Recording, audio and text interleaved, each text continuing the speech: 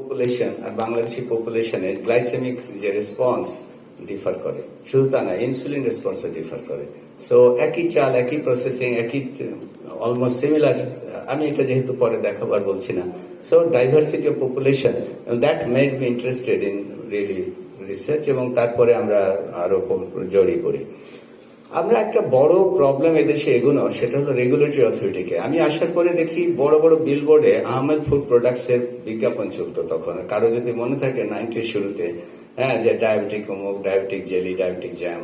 আরেকটা থাকতো আলাউদ্দিনের মিষ্টির খুব বিজ্ঞাপন থাকতো। তো আমি যেহেতু বারডেমে তখন সেন্ট্রাল একটা রিসার্চের সেন্ট্রাল রোলে চলে এসেছি, লোকজন খালি জিজ্ঞেস করতো যে এটা কি। তো আমি বললাম যে না, বারডেম তো এটা রেগুলেটরি অথরিটি না। বার্ডেন তো কখনো কোনো অর্ডার দিতে পারে না, অ্যাপ্রুভ করতে পারে না। অ্যাপ্রুভ বাই বার্ডেন, এই শব্দটা তো রং, কি করে হয়? তো এবং তখন আমি ডাকলাম, তারপরে বেরোলো যে আইএনএফএস থেকেও কোনো কোনো অধ্যাপক দিয়ে দেয়। বার্ডেমে কেউ কেউ 87, 87, 88-এ গুড পজিশনে, I am not naming them, হয়তো গুড ইন্টেনশন থেকে তারা ভেবেছে যে কয়েকটা রোগীর উপরে টেস্ট করে দিলেই হয়তো অ্যাপ্রুভ হয়ে যায়। রোগীর উপরে টেস্ট করে দিলে সেখান থেকে ডেটা হয়, এভিডেন্স হয়, সেটা পাবলিকেশন হয়, অথবা বলতে পারে যে ডেটা আনপাবলিশ ডেটা জেনারেটেড। রেগুলেশনে অন্য জিনিস। অ্যাপ্রুভাল শব্দটা যখন ইউজ করতে হবে, must be by government authority. কিন্তু এগুলো বোঝার মতো অবস্থা আইএনএফএস ছিল না, বিসিএসআই ছিল না, বারডেমা ছিল না। তো আমি যখন এটা দেখলাম, আমি বললাম যে এটা তো অ্যাপ্রুভাল দেওয়া তো সম্ভব না, তো আপনারা এটা বন্ধ করেন। তখন ওরা যে কাগজ হাজির করলো, এমন এমন লোকের সিগনেচার আছে যে আমার পক্ষে এই বিষয়টা, তখন জুনিয়র মানুষ, হ্যাঁ, কথা বলা খুব কঠিন।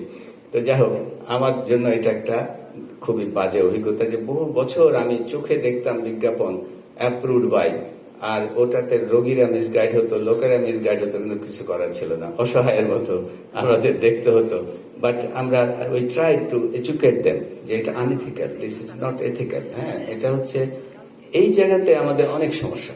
হ্যাঁ, এটা যারা আপনারা নিউট্রিশন নিয়ে কাজ করছেন, আপনাদের কিন্তু খুবই ভাবতে হবে যে আমরা আসলে কে অ্যাপ্রুভাল হবে। বিএসটিআই, তার নাই জনবল, তার নাই যে কোনো কেউ গিয়ে, আর এটা কমার্স মিনিস্ট্রি আন্ডারে, they don't have the capacity, they don't have the laboratory, হ্যাঁ, কারেক্ট ল্যাবরেটরি।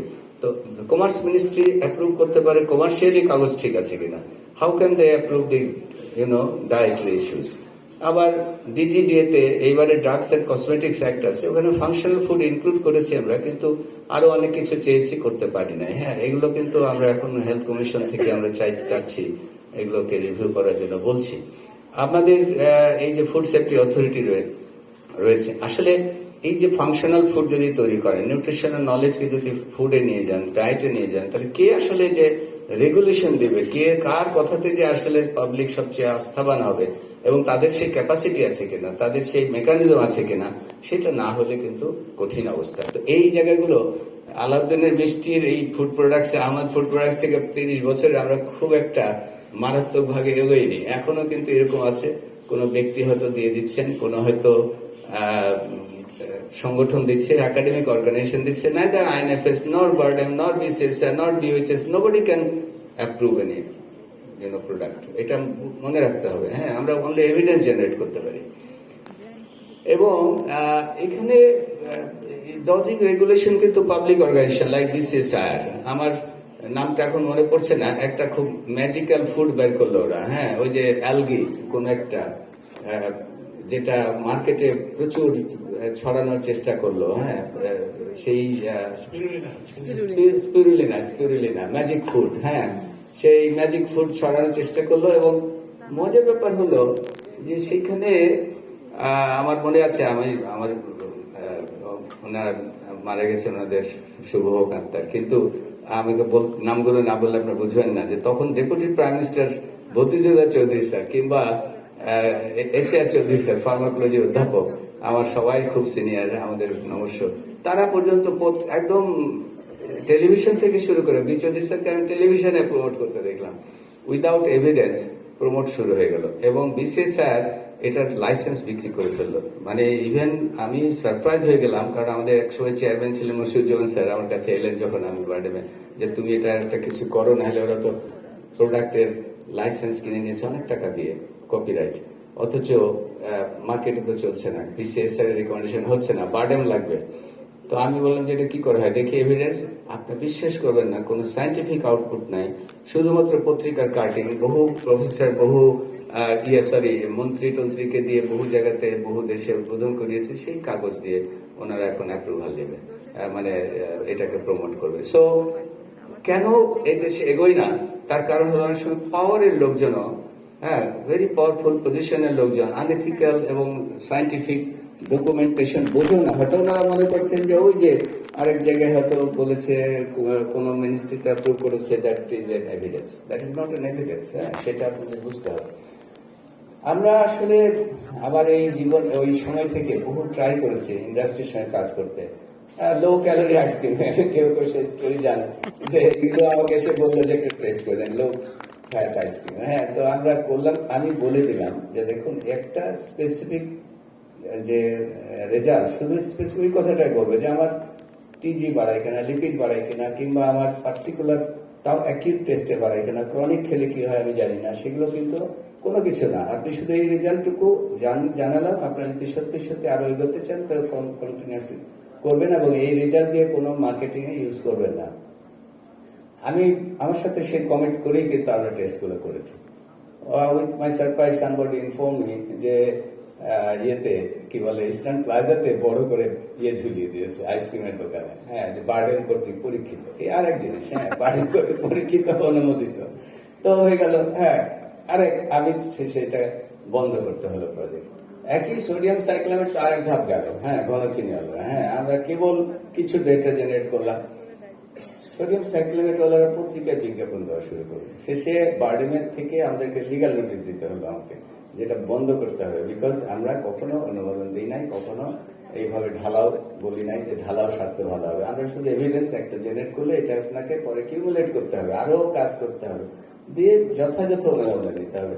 তো আমি এক্সাম্পল গুলো বলছি কারণে যে আপনারা প্র্যাকটিক্যালি বুঝবেন যে আমি বললাম না যে আনএথিক্যাল প্র্যাকটিস এই দেশে, ইন্ডাস্ট্রি আমাদেরও প্রফেশনালদের, আমরা সবাই যদি এই ধরনের কাজ করি তাহলে এই দেশের নিউট্রিশনের প্র্যাকটিসে আপনি রূপান্তর করবেন কোত্থেকে? এটা তো সম্ভব না। এভাবে তো কোনো ইন্টারন্যাশনালি আপনি ভ্যালিডেটেড কোনো প্রোডাক্ট আপনি দিতে পারবেন না। ওই যেভাবে আমরা দিই এখন চলে সেভাবে চলবে। তো আমি আমার বললাম না, উপরে লিখেছি মোস্টলি স্যাড, স্টোরিটা হচ্ছে খুব সুবিধা না। আমরা আরেকটা প্লেজেন্ট অভিজ্ঞতা আমাদের হয়েছিল যে যাই ডেটা আমরা জেনারেট করেছি, ওয়ার্ল্ড ডায়াবেটিস ফেডারেশন, এখন WDF এর অনেকগুলো প্রজেক্ট হয়েছে, কিন্তু 2004 বা 2005 আমরাই প্রথম কিন্তু আমার গ্রুপই ওয়ার্ল্ড ডায়াবেটিস ফাউন্ডেশনের লার্জ স্কেল নিউট্রিশনাল নলেজকে প্র্যাকটিসে রূপান্তর করার জন্য হোল কান্ট্রিতে 64 ডিস্ট্রিক্টে আমরা ঘুরেছি, সেমিনার করেছি, সেমিনার এবং প্রফেশনালস এবং গ্রুপ ডিসকাশন করেছি, ট্রেনিং দিয়েছি নিউট্রিশনদেরকে, এবং জনগণের মাঝে জারি গান নানান টাইপের রোড শো করে আমরা পপুলারাইজ করার চেষ্টা করেছি। That's one of the most pleasant stories. এখানে অনেক যোদ্ধা এখানে রয়েছেন, মহুয়া তো রেগুলার ছিল, তারপরে আমাদের সুবিধা তো ছিলই, তারপরে আমাদের গ্রুপ মেম্বার ছাড়া বাইরে শাহজাদা সেলিম ডিরেক্টরতে গিয়েছেন, আমাদের জিডিএম এর সময় তো নিউট্রিশন ছিল, আমাদের রেটিনোপ্যাথি ছিল, আলু আপা ছিলেন। আমরা we had a good team যারা এই কাজগুলো ওই অ্যাওয়ারনেসে কিন্তু আমার একটা গুড মেমোরি যে অন্তত পক্ষে কিছু প্র্যাকটিসে নেওয়ার চেষ্টা করেছি আমরা। এবং সেজন্য দেয়ার আর aspects where we can really contribute from our knowledge. আমাদের কাজ হচ্ছে নলেজকে ট্রান্সলেট করা। আরেকটা যে বিষয়টা আমি বললাম যে অনেক সময় এই যে ইপ্রি গোল্ডেন রাইস, একটা এক্সাম্পল বললাম যে ডেভেলপমেন্ট পার্টনাররা, ইন্টারন্যাশনাল এজেন্সিরাও কিন্তু অনেক সময় মোটিভেটেড বাই আদার ফ্যাক্টরস। যেমন গোল্ডেন রাইসের স্টোরি ভেরি ইন্টারেস্টিং। আমরা তখন এনরিকা প্রজেক্টে আমি আইএনএফএস,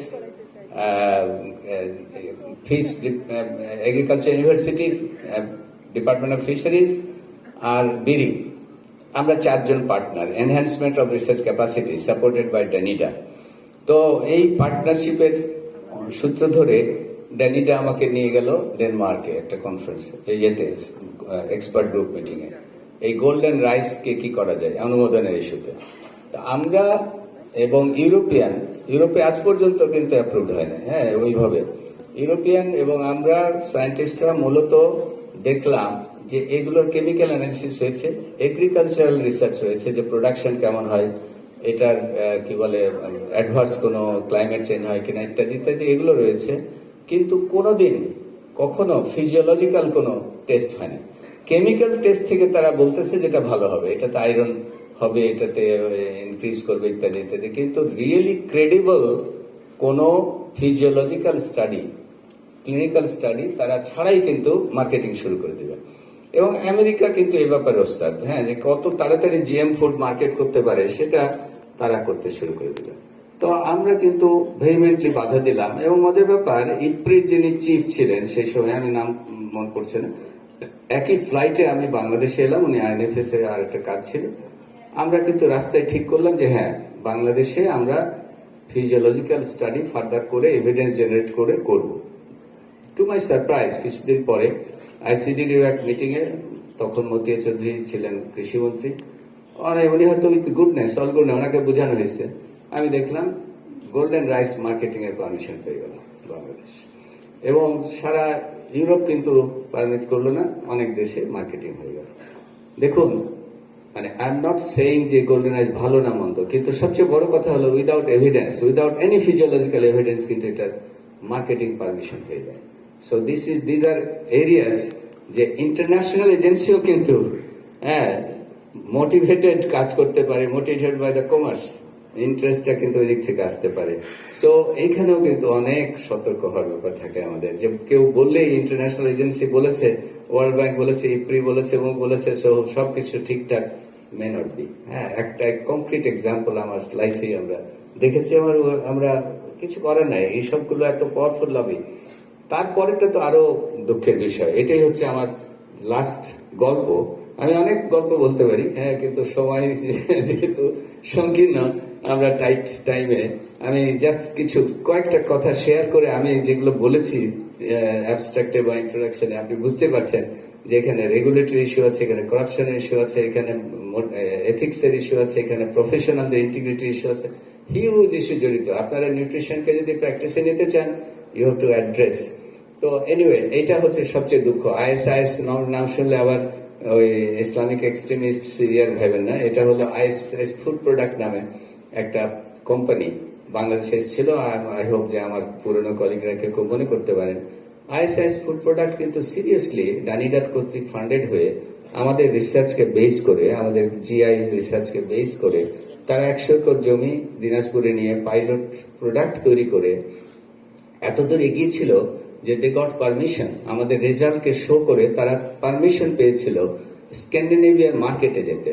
স্ক্যান্ডিনেভিয়ার মার্কেট মানে হলো মানে ডেনমার্ক, সুইডেন এবং নরওয়েতে তারা মার্কেটিং পারমিশন পেয়ে গেছিল। তারা ছেপে ফেলেছিল বক্সের যে প্যাকেটের যে উপরে ছেপে ফেলেছিল, এবং কারেক্টলি, এথিক্যালি আমরা বলেছিলাম যে আমরা অনুমোদন শব্দ দিবেন না, কিন্তু আমাদের রেজাল্টকে আপনারা যেভাবে একটা ওষুধের কোম্পানি যেমন তাদের লিফলেটে রেজাল্ট গ্রাফ ট্রাফ সহ করে, আমি ছবিটা খুঁজে পেলাম না, যেহেতু অনেক আগের, হয়তো পরে খুঁজে পাবো, কিন্তু ওদের কাভার টাভার ছেড়ে ফেলেছিল, এবং সেখানে রীতিমতো বায়োমেডিক্যাল রিসার্চ গ্রুপ বার্ডেমের রেফারেন্স দেওয়া ছিল যে তাদের পাবলিকেশন, তাদের এই ধরনের ফাইন্ডিং ইত্যাদি ইত্যাদি।